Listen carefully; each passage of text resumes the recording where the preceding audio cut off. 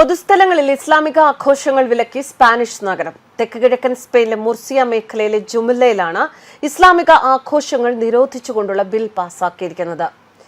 Christian ഭൂരിപക്ഷ രാജ്യമാണ് സ്പെയിനിൽ ഇതാദ്യമായിട്ടാണ് ഇത്തരമൊരു നിരോധനം. പുതിയ ഉത്തരവ് പ്രകാരം ഈദുൽ ഫിത്തർ, ഈദുൽ അഫ്ഹ തുടങ്ങി പരിപാടികൾക്ക് പൊതു ഇടങ്ങൾ ഉപയോഗിക്കാൻ പാടില്ല. കൂടാതെ സർക്കാർ ഓഡിറ്റോറിയങ്ങൾ, ജിമ്മുകൾ എന്നിവ ഉപയോഗിക്കുന്നതിനും വിലക്കുണ്ട്. ജുമില്ല നഗരത്തിൽ ഏകദേശം 27,000 പേരാണ് താമസിക്കുന്നത്.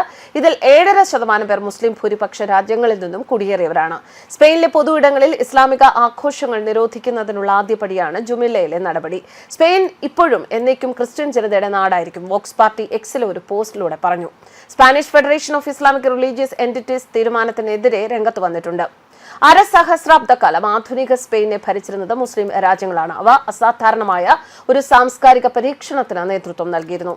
ഇസ്ലാമിക് അധിനിവേശത്തെ തൂത്തെറിഞ്ഞ ചരിത്രമാണ് സ്പെയിനിന് അവകാശപ്പെടാനുള്ളത്. 700 വർഷത്തെ ഇസ്ലാമിക് അധിനിവേശത്തെ തൂത്തെറിഞ്ഞ സ്പെയിൻ ചരിത്രത്തിലൂടെ AD 711 ഏപ്രിൽ മാസം ഉമയ്യദ് ഖലീഫത്ത് കമാൻഡർ താരിഖ് ഇബിൻ സിയാദ് വൻ സൈനിക അകമ്പടിയുമായി സ്പെയിനിലെ ജിബ്രാൾട്ടറിൽ എത്തിയതോടെയാണ് അധിനിവേശം ആരംഭിച്ചത്.